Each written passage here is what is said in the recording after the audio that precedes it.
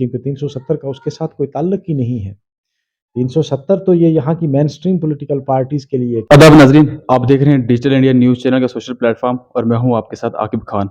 हमारे साथ इस वक्त बातचीत करने के लिए मौजूद हैं फार्मर जज, नेशनल कॉन्फ्रेंस के सीनियर लीडर जनाब मुजफ्फर खान साहब। सर, सबसे पहले आपको मेरी तरफ से ईद की बहुत बहुत मुबारकबाद। आपको भी और आपके दर्शकों को भी, जितने भी सुनने वाले देखने वाले हैं, सबको मेरी तरफ से ईद मुबारक। सर, जम्मू कश्मीर के अंदर ख़ासतौर पर मैं डिस्ट्रिक्ट रजौरी की बात करूं, यहाँ पे बीजेपी के एमपी जो हर मंथ में जो यहाँ पे आकर विजिट करते हैं, सर हमारी उनसे जब इंटरव्यू होता है, हम अगर यंग यूथ की अगर बात करते हैं जॉब्स के लिए, सर उनका यही कहना होता है कि यहाँ पे प्राइवेट कंपनी आ चुकी है, आप उस पर काम करो, लेकिन सर उनको जो है गवर्नमेंट जो है जॉब नहीं मिलेगी। सर जो हमारी यंग यूथ है, सर इनका आखिर फ्यूचर क्या है? फ्यूचर तो आप उन्हीं से पूछें कि भाई जिन्होंने उस वक़्त ये कहा था 5 अगस्त 2019 को कि हम यहाँ तामीर और तरक्की के दरिया बहाएँगे और अनएम्प्लॉयमेंट को बिल्कुल ख़त्म कर देंगे। साथ ही ये कहा गया था कि यहाँ जितनी डिस्क्रिमिनेशन है वो ख़त्म हो जाएगी और मिलिटेंसी भी ख़त्म हो जाएगी। ना तो मिलिटेंसी ख़त्म हुई, ना तामीर और तरक्की हुई, और एम्प्लॉयमेंट जो थी यहाँ लोकल वो भी छिन गई। तो अब ये उनसे पूछें आप लोगों का फ़र्ज़ बनता है, लोग तो पूछेंगे, लोगों का पूछने का वक़्त तब आता है जब इलेक्शन हो। इलेक्शन तो ये करवा नहीं रहे हैं अब। अगर असेंबली का इलेक्शन करवाएँगे तो लोग उनको करारा जवाब देंगे। इस तरह जवाब जो है वो आप ही माँग सकते हैं, तो आपने जब माँगा तो उन्होंने ये कह दिया है कि आप कंपनीज़ में काम करो, लेकिन मुझे एक प्राइवेट कंपनी जो बाहर की है, कोई बता दो जिसमें लोकल लोग हैं। जितनी यहाँ कंपनीज़, एक पहली बात तो ये है कि कॉन्ट्रैक्ट यहाँ के किसी लोकल आदमी को मिलता नहीं, कॉन्ट्रैक्ट बाहर के लोगों को मिलता है, और उसमें जितने मुलाज़िम होते हैं कंपनी के, चाहे वो एग्ज़ीक्यूटिव मुलाज़िम हों या लेबर क्लास हो, वो सब बाहर के आते हैं। यहाँ के लोकल आदमी से मज़दूरी भी छिन गई है। आपने शायद सुना होगा कि नहीं सुना होगा, कश्मीर में जितने ट्रेडर्स हैं, उन्होंने इस बार कहा कि 50% जो लास्ट ईद हुई, यानी आज से 2 महीने पहले जो रमज़ान की ईद हुई, उससे 50% कम सेल 2 महीने के अंदर हुई। और उनकी वजह यही बताई गई कि मार्केट में लोगों के पास पैसा नहीं है। एक तरफ तो हम दुहाई दे रहे हैं पूरे मुल्क में और पूरी दुनिया में कि टूरिज़्म जो है वो बहुत ज़्यादा हुआ है। अगर टूरिज़्म हुआ है तो मार्केट में पैसा होना चाहिए, लोगों के पास पैसा होना चाहिए। फिर ईद पर लोग बढ़-चढ़ कर पैसा खर्चते हैं, और कश्मीर का एक ट्रेडिशन है। मैं एक दिन सुन रहा था एक बेकरी वाले को, बेकरी वाला कह रहा था कि इतना परेशान, मायूस होके बैठा था कि मुझे समझ में नहीं आ रहा कि इस बार ईद में हो क्या गया है, जितनी पिछली ईद पर सेल हुई थी उससे 50% सेल हुई है। तो फिर खुद ही कहता है कि शायद लोगों के पास अब पैसा नहीं रहा है। उसकी वजह क्या है? अनएम्प्लॉयमेंट आज हमारे यहाँ पूरे मुल्क के साथ अगर हम तकाबल करेंगे, तो हमारी जम्मू कश्मीर जो पुरानी रियासत थी, आज यूनियन टेरिटरी है, उसमें अनएम्प्लॉयड की रेशो सबसे ज़्यादा है। यहाँ 10% अनएम्प्लॉयमेंट बढ़ी है, जबकि पूरे मुल्क में 8% बढ़ी है।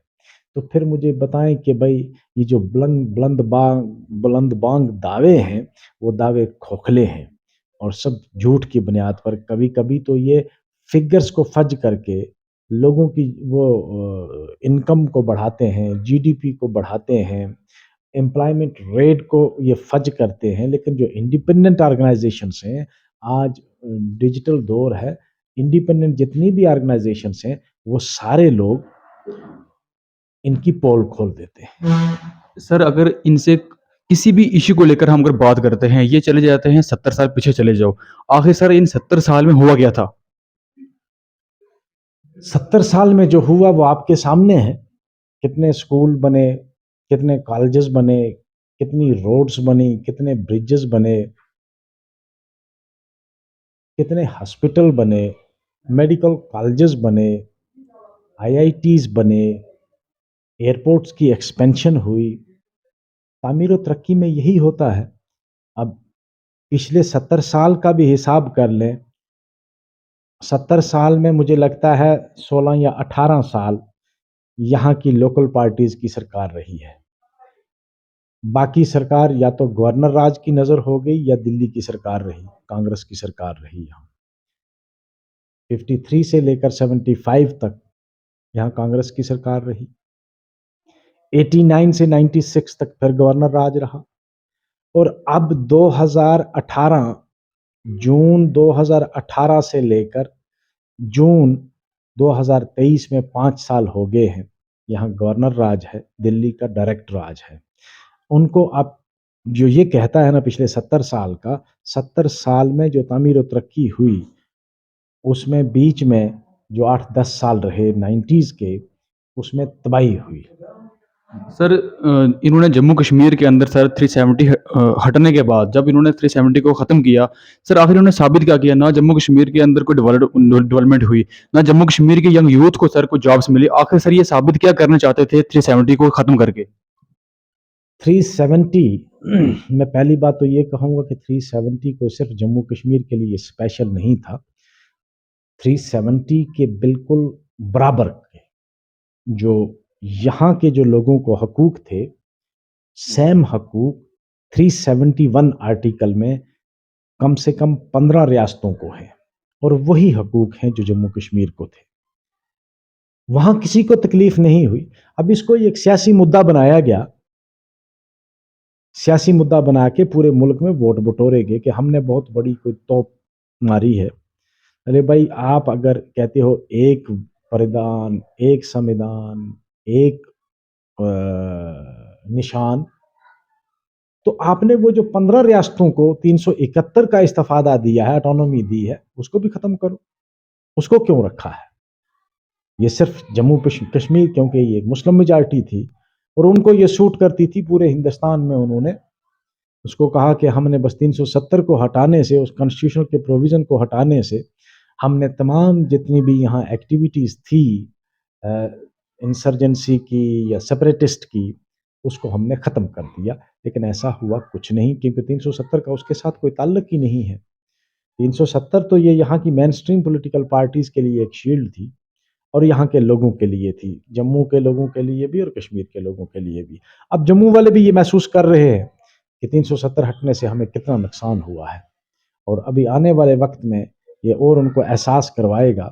میں نے کہا نا کہ اگر یہ الیکشن کرواتے تو لوگ شاید ان کو جواب دیتے کہ آپ نے کتنی بڑی غلطی کی ہے۔ سر ہم نے جو آپ کا پہلا انٹرویو کیا تھا، جو سر جموں کشمیر کے اندر سر جتنی ینگ یوتھ ہے ان کا آپ کے لیے یہ میسج تھا سر، ہمیں ان کا یہ کہنا تھا کہ ہمیں آج تک بی جے پی کی سرکار، تو سینٹر میں بی جے پی کی سرکار ہے، یو ٹی کے اندر سر ہمیں اب تک کوئی بھی جاب نہیں مل رہی ہے۔ سر آخر یہ ینگ یوتھ کیا کرے؟ ان کے لیے آپ کا کیا میسج رہے گا سر؟